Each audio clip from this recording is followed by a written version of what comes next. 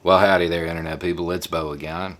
So, today we're going to talk about understanding other people and making sure that you frame things in a way that appeals to them.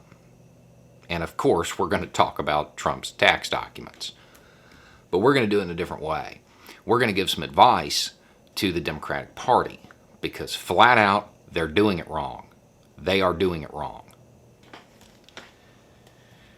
There is information that is damaging to the Trump campaign in the New York Times' allegations.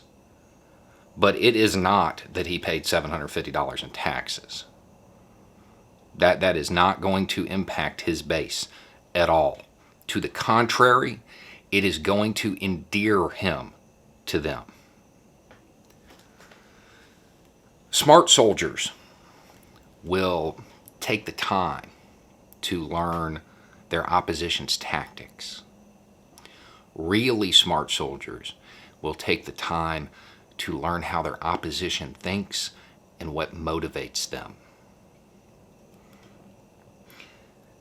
It may not make any sense to you, but Trump's base views him as an establishment outsider, some maverick who is always bucking the system. The possibility that he might have been less than truthful on his tax forms, that isn't going to impact them. They're going to think that's a good thing. I promise you, somebody is going to say he paid $750 too much. Think about what you're appealing to when you make this statement. You're appealing to a sense of fair play, civic duty, honesty. Does any of this sound like a Trump supporter? It's probably not going to appeal to them. Trump's base, they are experts at doublethink. They truly believe the trust fund baby billionaire who had the exact right connections to get bone spurs at the perfect time, that he's not part of the establishment.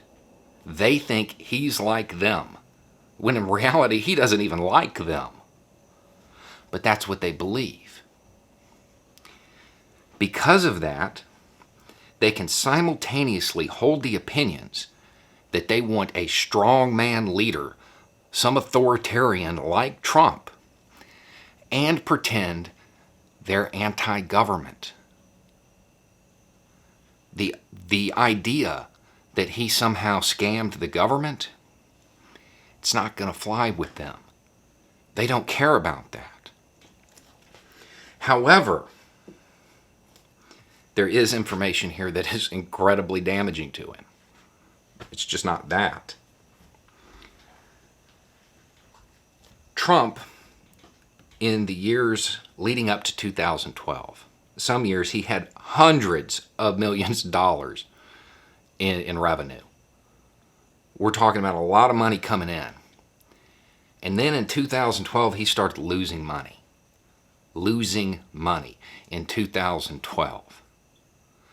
Man can't even balance a checkbook. How is he going to make America great again? 2012, yeah, he's losing money in the middle of that bull economy. Started July of 2009, I think. That's when it really started kicking up. He couldn't even turn a profit then. In the middle of the greatest economy the world has ever seen, the one he's been taking credit for this whole time, that started way before he took office, he couldn't even do it then. This whole idea that he left a lap of luxury to become a public servant and help the common folk. That's not true. In the years before the election, he's losing like $50 million a year. And I would point out that once he got into office, well, I don't want to say he made money because he still didn't turn a profit, but he lost less. I'm assuming it's probably has at least something to do with all those trips to his resorts. Maybe. We don't know. Because he doesn't have the most transparent administration ever. You have the key here to undermining his hold on people.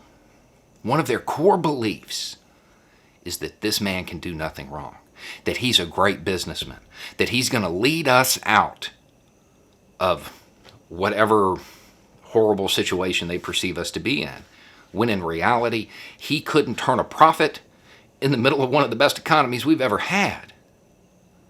That's what you have to focus on. They do not care about fair play. None of the things that matter when it comes to the idea of a billionaire, in quotation marks with a little asterisk by it, I guess, paying $750 in taxes, none of that appeals to them. They don't care about civic duty. They don't care about civic responsibility. They won't even wear a mask. You think they're going to care he didn't pay his taxes? Of course not. You're talking about selfish people. That's his base. Those are his true supporters. Those are the people who are truly under his spell. They care only about themselves. They've put their hope in this man based on what he told them. And it was a lie. They don't care that he lied to the feds. They might care that he lied to them. That he's misrepresented himself this whole time. That's the framing the Democratic Party needs to use. Not that he didn't pay his taxes. They're going to see that as a good thing. They're going to see that as, well, he didn't want to fund things he was morally opposed to. Because again, that doublethink. They believe he has a moral compass of sorts, rather than somebody who goes from deal to deal. Everything's transactional. And with that in mind, and everything being transactional about him, he has hundreds of millions of dollars in debt, and it's coming due. What do you think he's going to offer him if he's sitting in the Oval Office? Them. If you don't think Trump will sell out the American citizens, as he has done everybody, you're more under his spell than most. I think even his most ardent supporters would admit that he is very quick to cut ties and shove people under the bus. If he is in the Oval Office when that debt comes due, those people who he is indebted to, well, he has a whole lot of collateral that he can put up. And that's the American people. Anyway, it's just a thought. Y'all have a good night.